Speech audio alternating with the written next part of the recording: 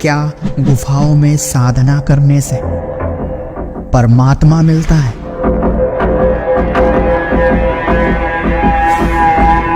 क्या भूखा रहने से पूर्ण मोक्ष मिलता है? क्या सिद्धियां प्राप्त कर लेने से पूर्ण परमात्मा की प्राप्ति या पूर्ण मोक्ष मिल सकता है? नहीं, क्योंकि ये साधना शास्त्र के विरुद्ध है।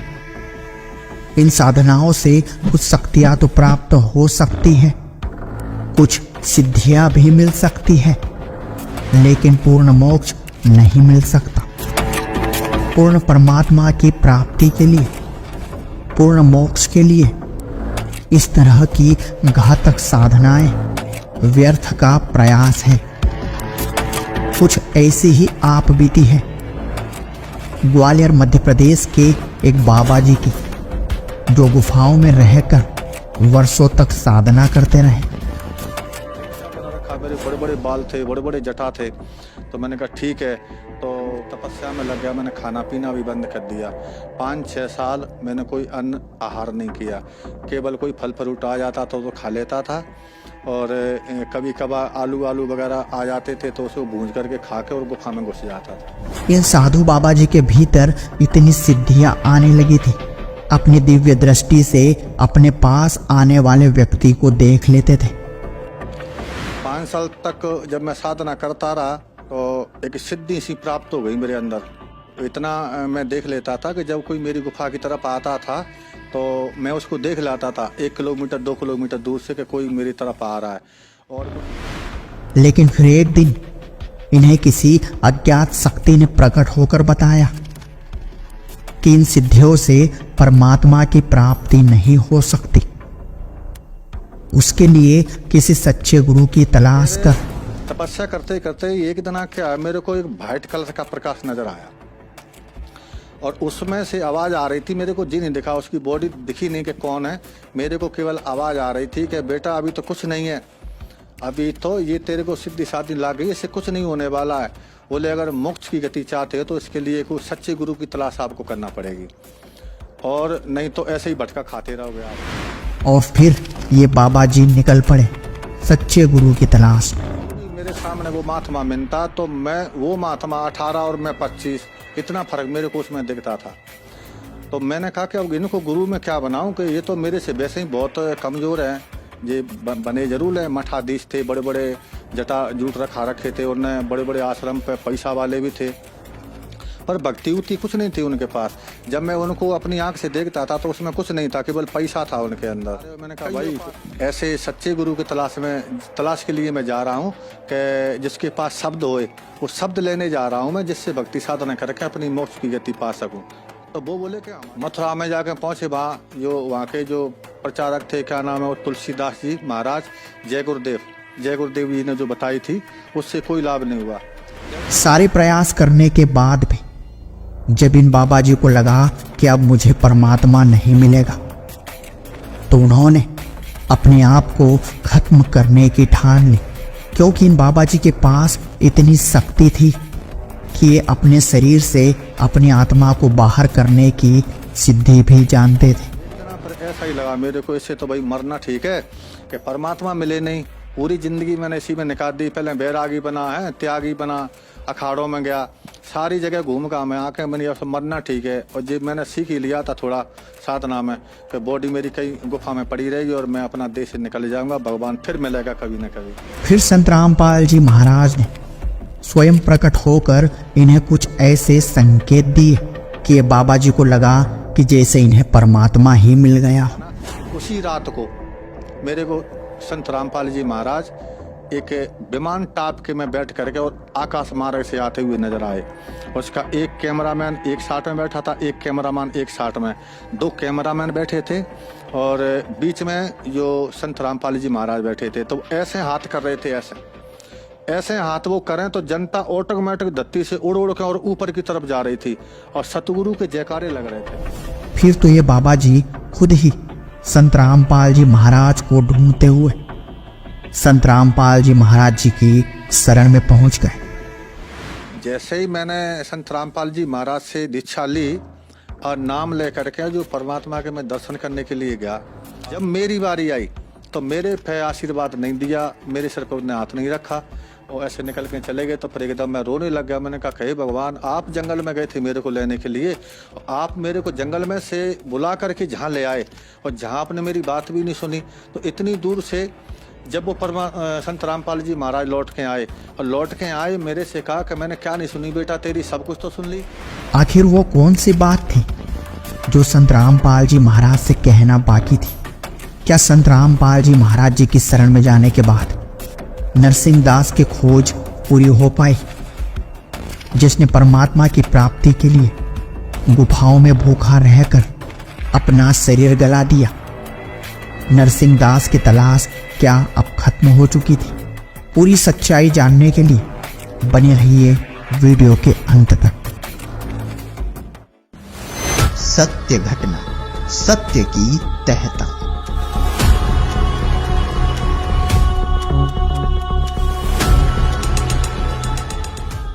नमस्कार सर। साहिब जी। सर क्या नाम है आपका? नरसिंह दास नाम है मेरा। मैं ग्राम मैना, तहसील चिनौर, जिला ग्वालियर, MP। सर संत रामपाल जी महाराज से नाम दीक्षा आपने कब ली? 2014 में ली सर। सर संत रामपाल जी महाराज से नाम दीक्षा लेने से पहले क्या आप कोई भक्ति साधना भी करते थे? मैं भक्ति करता था। पहले एक महात्मा जी ने नाम दे रखा था मेरे को, उन्हीं की सेवा करता था और उन्होंने एक मंत्र दे रखा था तो उसी पे साधना करते रहते थे। मैं तो बाबा बन गया था और घर छोड़ दिया था मैंने 2000 में ही। फिर जो एक महात्मा जी थे चरणदास जी, उनको मैंने अपना गुरु बना लिया। उनने मेरे को मंत्र दे दिया तो बस उन्हीं की सेवा करता रहा और उन्होंने बता दिया बेटा जी भक्ति करते रहो, नाम जाप करते रहो और आपको भगवान मिलेगा। तो बस वो करते करते करते करते जब उनके नाम से कुछ नहीं उगाया था तो फिर मैंने दूसरे गुरु बनाए। तो उनने भी बता दिया कि भाई ऐसे ऐसे भक्ति करो, आप ठीक कर रहे हो। तो उनने बता दिया कि आप व्रत करो और उपवास करो, जितना हो सके उतना करो, ऑटोमेटिक जी पूजा पाठ बंद कर दो, आप तो तपस्या में लग जाओ। फिर मैं एक गुफा बनवाई और गुफा बनवा के फिर मैं उस तपस्या में लग गया। मैंने खाना पीना भी बंद कर दिया। 5-6 साल मैंने कोई अन्न आहार नहीं किया, केवल कोई फल फ्रूट आ जाता तो खा लेता था और कभी कभार आलू वगैरह आ जाते थे तो उसको भूंज करके खा के और गुफा में घुस जाता था। 5 साल तक जब मैं साधना करता रहा तो एक सिद्धि सी प्राप्त हो गई मेरे अंदर। इतना मैं देख लेता था कि जब कोई मेरी गुफा की तरफ आता था तो मैं उसको देख लाता था 1 किलोमीटर 2 किलोमीटर दूर से कि कोई मेरी तरफ आ रहा है, और कुछ ला रहा होता था तब भी देख लेता कि आज फलाना आदमी आ रहा, मेरे लिए ये चीज़ लेके आ रहा है। तो मैंने सोचा कि अब तो बहुत अच्छा हो गया। बोले तपस्या वो गुरुदेव ने मेरे को सही बताई थी, जो कि इतनी बड़ी उपलब्धि मेरे को हो गई। मैं इसी को ही बहुत बड़ा चमत्कार मान रहा था गुरुदेव का। फिर तपस्या करते करते एक दिन क्या मेरे को एक वाइट कलर का प्रकाश नजर आया और उसमें से आवाज़ आ रही थी। मेरे को जी नहीं दिखा, उसकी बॉडी दिखी नहीं कि कौन है, मेरे को केवल आवाज़ आ रही थी कि बेटा अभी तो कुछ नहीं है, अभी तो ये तेरे को सिद्धि साधी लाग गई, इससे कुछ नहीं होने वाला है। बोले अगर मोक्ष की गति चाहते हो तो इसके लिए कोई सच्चे गुरु की तलाश आपको करना पड़ेगी, और नहीं तो ऐसे ही भटका खाते रहोगे आप लोग। फिर मैंने सोचा कि ये कैसे बात बनेगी। फिर मैं बाहर निकल आया, घूमता रहा, वो सच्चे गुरु की तलाश में बहुत जगह गया मैं, पर कोई अब जो भी मेरे सामने वो महात्मा मिलता तो मैं वो महात्मा 18 और मैं 25, इतना फर्क मेरे को उसमें दिखता था। तो मैंने कहा कि अब इनको गुरु में क्या बनाऊं कि ये तो मेरे से वैसे ही बहुत कमज़ोर हैं। ये बने जरूर है, मठाधीश थे, बड़े बड़े जटा जूट रखा रखे थे, उन्हें बड़े बड़े आश्रम पे पैसा वाले भी थे, पर भक्ति उतनी कुछ नहीं थी उनके पास। जब मैं उनको अपनी आंख से देखता था तो उसमें कुछ नहीं था, केवल पैसा था उनके अंदर। कईयों पास गया तो एक बार मेरे को कबीरपंथी कुछ भाई मिले। उनने कहा महात्मा जी कहाँ जा रहे हो? मैंने कहा भाई ऐसे सच्चे गुरु के तलाश के लिए मैं जा रहा हूँ कि जिसके पास शब्द होए, वो शब्द लेने जा रहा हूँ मैं, जिससे भक्ति साधना करके अपनी मोक्ष की गति पा सकूँ।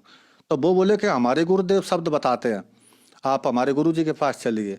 तो मैंने कहा चलो भाई, मैं पहले उनसे बात करूँगा। बोले हाँ आप बात कर लेना। तो वे मेरे को मथुरा ले गए सर। मथुरा में जाकर पहुँचे, वहाँ के जो प्रचारक थे, क्या नाम है वो, तुलसीदास जी महाराज, जय गुरुदेव। तो उनके पास मैं गया तो उनसे भी बातचीत हुई ऐसी, तो उन्होंने कहा बेटा भक्ति करो, मैं सवेरे आपको नाम दूंगा। तो जब उन्होंने मेरे को नाम दिया सवेरे, और नाम देते के बाद में उन्होंने मेरे से कहा था कि बेटा चिलम मत पीना और हुक्का पी लिया करो, क्योंकि हुक्के में तो वो तम्बाकू छनके जाती है तो वो तेरे को नुकसान नहीं करेगी, और हुक्के में कोई दिक्कत नहीं है। तो मैं 500 रुपये का जिल लम्बा हुक्का लेके आ गया मैं, और 3 किलो तम्बाकू आके मैंने अपनी गुफा पर रख लिया, और फिर दे दनादन हुक्का चलता रहा। तो छाती पे ऐसा हो गया कि जलन सी चालू हो गई, कि हुक्का का सीधा धुआं जाता है। चलता रहा तो 3, 4, 5 साल तक। फिर मैंने उनको पूछा, मैंने जो हुक्के से तो मेरे को दिक्कत खड़ी हो रही है। बोले नहीं इससे कुछ दिक्कत खड़ी नहीं होगी, जो पहला कवर जमा है ना वो हट रहा है, और जे कवर दूसरा चढ़ रहा है। तो मैं फिर लगा रहा साधना करने के लिए। उनने बता दिया था मेरे को कि ऐसे कानों में उंगली डालना है और ऊपर सुनना है, इसको सब तेरे को सुनाई पड़ेगा, जो भी आवाज़ सुनाई पड़ेगी उसी को शब्द कहते हैं, उसको पकड़ लेना, बस उसी को सुनते रहना सो तुम स्वर्ग पहुंच जाओगे। और मैंने कहा ठीक है। तो सर मैंने 8 साल उनकी साधना की। 8 साल में जो पहले जो मैं प्रकाश देखता था, लाल वाला है ना, पीरा वाला और जे है सफेद वाला, तो वो पहले मैं जो आवाज़ें सुनता था, प्रकाश देखता था, वो तो चले गए, पता नहीं किस 60 में चले गए। और जय गुरुदेव जी ने जो बताई थी उससे कोई लाभ नहीं हुआ। जनता बहुत जुटती थी, हुक्का वाले आते थे पीने के लिए, आप हुक्का पिलाओ, हम 7:30 में हुक्का पीते थे। जो सीनियर थे ऊंचे बैठ के पीते थे, जो हमारे चेला चांटे थे, बहुत चेला बना रखे, तो वो नीचे बैठ के हुक्का पीते थे। हुक्का पी के वो अपने अपने घर चले जाते थे। एक दिन पर ऐसा ही लगा मेरे को, इससे तो भाई मरना ठीक है, कि परमात्मा मिले नहीं। पूरी जिंदगी मैंने इसी में निकाल दी। पहले बैरागी बना है, त्यागी बना, अखाड़ों में गया, सारी जगह घूम का मैं आके मैंने ये सब मरना ठीक है। और जब मैंने सीख ही लिया था थोड़ा साधना में कि बॉडी मेरी कई गुफा में पड़ी रहेगी और मैं अपना देश से निकल जाऊंगा, भगवान फिर मिलेगा कभी ना कभी। जब ऐसा मैंने शरीर में अपने में मन में जो विचार किया ना, उसी रात को मेरे को संत रामपाल जी महाराज एक विमान टाप के में बैठ करके और आकाश मार्ग से आते हुए नजर आए। उसका एक कैमरामैन एक साथ में बैठा था, एक कैमरामैन एक साथ में, 2 कैमरामैन बैठे थे, और बीच में जो संत रामपाल जी महाराज बैठे थे। तो ऐसे हाथ कर रहे थे, ऐसे हाथ वो करें तो जनता ऑटोमेटिक धरती से उड़ उड़ के और ऊपर की तरफ जा रही थी, और सतगुरु के जयकारे लग रहे थे। ये चीज मैंने देखा तो मैंने कहा भाई यहाँ अभी भी सतगुरु का जयकारा लग रहा है, तो कहीं ना कहीं कुछ है, अभी भी आशा, अभी अपनी हिम्मत नहीं हारना चाहिए, अभी भी कुछ न कुछ करना चाहिए। तो मैंने कहा देखते हैं। फिर सुबह एक भगत जी आए, इन्होंने जय गुरुदेव पंथ को छोड़ करके और संत रामपाल जी महाराज से दीक्षा ले रखी थी। पहले वो हमारे गुरु भाई थे, तो वो आए तो उन्होंने कहा कि भगत जी आप वही साधना कर रहे हैं। मैंने कहा क्या बकवास कर रहा है? भगत जी कहता है, पहले तो महाराज कहता था, आज भगत जी क्यों? बोले नहीं, बोले पहले महाराज हमारे लिए आप पहले महाराज थे, अब भगत जी हैं। क्यों? कि हमने संत रामपाल जी महाराज से दीक्षा ले रखी है और उन्हें सारा ज्ञान हमें समझा दिया। तो मैंने कहा कि क्या है? बोले कि आप ये पुस्तक को पढ़ लेना। तो वो मेरे को एक ज्ञान गंगा पुस्तक देखें गए थे। जब वो ज्ञान गंगा पुस्तक देखें गए तो एक दिन हमारी मजोटी लगी हुई थी हमारी गुफा के पास, वहाँ पे हुक्का पी रहे थे। हुक्का पीते पीते एक दिन याद आया, मैंने कहा भाई वो एक संत रामपाल जी के शिष्य थे, वो हमें जो ज्ञान गंगा पुस्तक देखेंगे, देखना भाई उसमें पढ़ना क्या लिखा है। तो एक हमारे शिष्य ने ला के मेरे को दी के लो महाराज आप ही पढ़ लो। तो मैंने जब उसको देखा, इधर मैं चिलम भी हुक्का भी पी रहा था, इधर मैंने पुस्तक ऐसे करके देखी, तो उसमें मैंने एक दुआ पढ़ा। उसमें लिखा था कि सोनारी जारी करे सुरा 500 बार, और एक चिलम हुक्का भरे वो डूबे काली धार। जब मैंने ये दुआ पढ़ा तो भगत जी मेरे दिमाग में ऐसा थोड़ा सा लगा कि मैंने तो पूरी जिंदगी अपनी बर्बाद कर दी। पता नहीं मैंने कितना भटका खाया, व्रत किए, उपवास किए, साधुओं की सेवा की, संत बन बैठा, सब कुछ हो गया, पर वो भगवान इतना चिलम पिला पिला के मार दी, हमारी जिंदगी खराब हो गई। अब हमें कुछ प्राप्त होने वाला नहीं है, और लास्ट की जो पौंड जिंदगी बची वो इसमें हुक्का में चली गई। अब क्या होगा? हे परमात्मा आप बचाओ कैसे भी करके। तब संत रामपाल जी के शिष्य मेरे को पुस्तक देखें गए थे, वो भागीरथ दास नाम था उनका। मैंने उनको फिर बुलाया एक बार, मैंने कहा भगत जी आप आना एक बार। तो वो सुबेरे आए, बोले क्यों पढ़ी पुस्तक? मैंने कहा भाई पुस्तक की बात तो ठीक है, वो तो पढ़ ली, जो संत रामपाल जी महाराज जो आपके गुरु हैं वो बात कर लेते हैं। बोले हाँ बिल्कुल आपसे बात करेंगे। तो मैंने कहा मेरे को ले चलो आप हरियाणा। तो उन्होंने कहा ठीक है चलो। 28 तारीख आई, 28 को हम यहाँ से चल दिए, 29 तारीख को सुबह हम आश्रम बरवाला पहुंचे। वहाँ पहुँचे तो वहाँ जा कर के अंदर उन्होंने कहा, मैंने कहा भाई पहले मैं बात करूंगा महाराज जी से, इसके बाद मैं नाम दे चलूंगा। तो वो भगत बोले कोई दिक्कत नहीं है, बोले अब तुम सही जगह पे आ गए हो, आप पहले नाम लो, नाम लेके आप परमात्मा के दर्शन करना। फिर मैं वहाँ से संत रामपाल जी के यहाँ से मैंने नाम दीक्षा ली। सर, संत रामपाल जी महाराज से नाम दीक्षा लेने के बाद क्या आपको कोई लाभ भी प्राप्त हुए? जैसे ही मैंने संत रामपाल जी महाराज से दीक्षा ली और नाम लेकर के जो परमात्मा के मैं दर्शन करने के लिए गया, जैसे ही संत रामपाल जी महाराज अपनी वहाँ से बाहर निकले भक्तों को दर्शन देने के लिए, तो जैसे ही मैं सामने ही खड़ा था, जैसे ही मेरे उनके ऊपर जो दृष्टि पड़ी ना, तो एकदम मैं ऐसा हो गया कि मतलब मेरे अंदर से कोई भूत निकल गया हो, तो एकदम ठंडक आ गई। वो परमात्मा संत रामपाल जी महाराज चले गए अपने भक्तों को हाथ रखते रखते आशीर्वाद देते देते। जब मेरी बारी आई तो मेरे पे आशीर्वाद नहीं दिया, मेरे सर पे उन्होंने हाथ नहीं रखा और ऐसे निकल के चले गए। तो फिर एकदम मैं रोने लग गया। मैंने कहा हे भगवान, आप जंगल में गए थे मेरे को लेने के लिए, आप मेरे को जंगल में से बुला करके जहाँ ले आए और जहाँ आपने मेरी बात भी नहीं सुनी, तो इतनी दूर से जब वो संत रामपाल जी महाराज लौट के आए और लौट के आए मेरे से कहा कि मैंने क्या नहीं सुनी बेटा तेरी, सब कुछ तो सुन ली। तो फिर मेरे को लगा कि भाई यहाँ जब पक्का काम है, तो उन्होंने कहा तुमने नाम दीक्षा ले ली? मैंने कहा नाम दीक्षा ले ली। बोले बेटा भक्ति करो। और जी हुलिया क्या बना रखा, मेरे बड़े बड़े बाल थे, बड़े बड़े जटा थे। तो मैंने कहा ठीक है, तो अब मैं भक्ति कर रहा हूँ। और उन्होंने कह दिया था कि अब तुमको कोई भूत ब्यादा नहीं सतावेगी। तो पहले बहुत से आते थे जिन भूत बेताल वगैरह, अब कोई नहीं आता और बढ़िया भक्ति हो रही है और बढ़िया साधना में लगे हुए हैं। और जबकि पहले मैं मरने के लिए जा रहा था, पहला लाभ तो यही है कि जब मेरा बिल्कुल ऐसे ऐसे लकड़ी जैसा शरीर हो गया, व्रत करते करते उपवास करते करते, तो एकदम ऐसा नया जीवन मिला जो भक्ति साधना करने से। आज देखो मेरी बॉडी कैसी है, बिल्कुल ये लग रहा है मैं तो अभी घर से निकल के आ रहा हूँ। जब मैंने जी दीक्षा नहीं ली थी जब, तो पहले अगर आज भी मेरे को लोग देखते हैं तो वो पहचान नहीं पाते हैं कि आप वही हैं क्या। तो ऐसा हो गया था मैं, बिल्कुल मेरी अंदर की लीवर खराब हो गया था, क्योंकि 5 साल मैंने खाना नहीं खाया था। वो सुकड़ के इतना नेक हो गया था, तो उसमें आधी रोटी 1 रोटी जाती थी केवल बस। तो अगर ज़्यादा खाता था तो बीमार हो जाता था और कम रोटी खपती थी, इससे बिल्कुल शरीर कमज़ोर होता जा रहा था। तो पहली बात तो यह है कि जब परमात्मा संत रामपाल जी महाराज से मैंने दीक्षा ली, तो जो मैंने मंत्रों के जाप किए, जो क्रिया उन्हें बताई थी, जो मैंने करना चालू की, तो आज मेरा वो लीवर भी सही है और मेरी पूरी बॉडी बिल्कुल ऐसे लगती है कि जी पता नहीं कौन है। और अगर आज वो देखें तो मेरे कोई पहचान नहीं पाएगा कि जी वही हैं कि दूसरे हैं। तो संत रामपाल जी महाराज ने मेरे को नया जीवन दान दिया है और इतने बहुत से लाभ किए हैं मेरे साथ। तो इतने लाभ किए हैं कि एक बार रात को वो जिंद फिर आ गया था वहाँ पर। ये संत रामपाल की साधना छोड़ने के लिए वो मना कर रहा था। बोले पहले ही बढ़िया था, कोई दिक्कत नहीं, बढ़िया चलम चलती थी, वो का चलते थे। अब तो यहाँ पे कुछ होता भी नहीं है, हैं। तो बोले पहले हम भी आते थे तुम्हारे लिए, पैसा की कोई कमी नहीं पड़ती थी, हम पैसा भी आपको व्यवस्था कर देते थे। तो मैंने उनको कहा भाई अब तो मैं बिल्कुल ठीक हूँ, मेरे को कोई परेशानी नहीं है। तो वो भी धीरे धीरे करके फिर मैंने अर्जी लगाई संत रामपाल जी महाराज को। मैंने फ़ोन लगा के अर्जी लगाई मैंने कि वहाँ पे मैंने कहा भगत जी ऐसी ऐसी बात है, यहाँ पे भूत परेशान कर रहे हैं मेरे को। संत रामपाल जी महाराज ने वहाँ बता दिया कि बेटा भक्ति करते रहो और कबीर साहब सब ठीक करेंगे। आप तो भक्ति करते रहो, भक्ति मत छोड़ना। अगर भक्ति छोड़ दी ना तो फिर वो परेशानी खड़ी हो जाएगी। तो आज मैं भक्ति करता आ रहा हूँ और आज तक के स्थिति में मेरे को कोई परेशानी नहीं है और आज बिल्कुल सही सलामत मैं आपके सामने खड़ा हूँ। जब मैं घर से बाहर नहीं निकला था तब तो गुट्टी शुट्टी ला लेता था, हैं।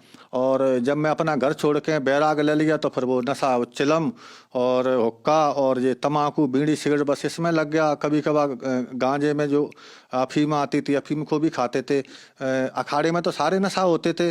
कछु बाबा तो ऐसे थे बड़े बड़े सीनियर हमारे वहाँ पे कि वो स्मोक का भी इस्तेमाल करते थे। पर एक बार नागा अखाड़ों की टीम हमारे पास आई तो उन्होंने हमसे कहा कि भाई ऐसी अच्छी मूर्ति आपके मस्तक पे इतनी चमक है और इतने बड़े बड़े जटाएं, आपसे तो हमारा अखाड़े में 4 चांद लग जाएंगे और आप हमारे अखाड़े में चलो।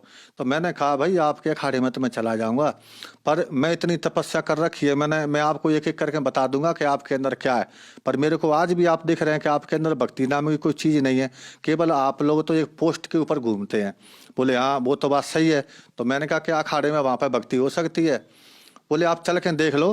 तो मैंने कहा ऐसे नहीं जाता मैं, मेरे को जाते ही अगर कोई आप पदवी प्रदान करें तो मैं अखाड़े में जा सकता हूँ। तो उनने उसी जगह पे वहाँ महंत थे अखाड़े के, वो जो बजरंग दास, उनने उसी टाइम मेरे को 40 नागांव का महंत बना दिया कि आप 40 नागांव के ऊपर के सीनियर रहोगे और जे जूनियर रूम में आपके यहाँ काम करेंगे।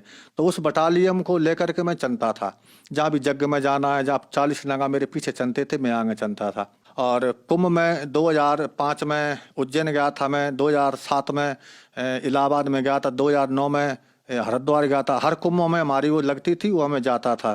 कई वो चेला भी हमने बना रखे थे, महात्मा लोग, साधु बहुत से चेला बन गए थे।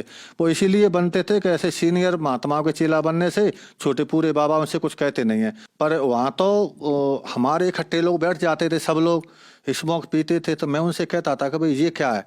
बोले कि जो स्मोक है, इसे पियोगे तो देख लेना तुम डबल रोल हो जाएगा तुम्हारा। तो मैंने उनसे कहा कि जब आप इतना 1000 रुपये की स्मोक थोड़ी देर में पी लेते हैं और ख़त्म कर देते हैं, ये पैसा जो आ रहा है इसका आपके ऊपर पाप नहीं लगेगा? मैंने पहले रामायण गीता पढ़ रखी थी, इतना तो जानता था।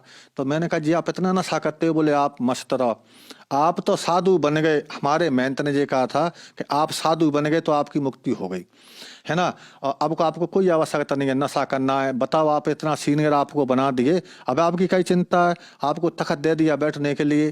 तो मैंने कहा ठीक है भाई, पर मन में वो लगी रहती थी कि भक्ति तो करना पड़ेगी। फिर उन्होंने नशा चालू कर दिया और 40,000 की चिलम इतनी बड़ी, उसमें 10 तोला गांजा बनता था और 5 सिगरेट की डिब्बी उसमें मिला करके गांजा भर देते थे। 20 आदमी बैठ जाते थे महात्मा, फिर उसको पीते थे ऐसे ऐसे करके। वो अलग टाप है अखाड़े का, जो अलग नियम होता है।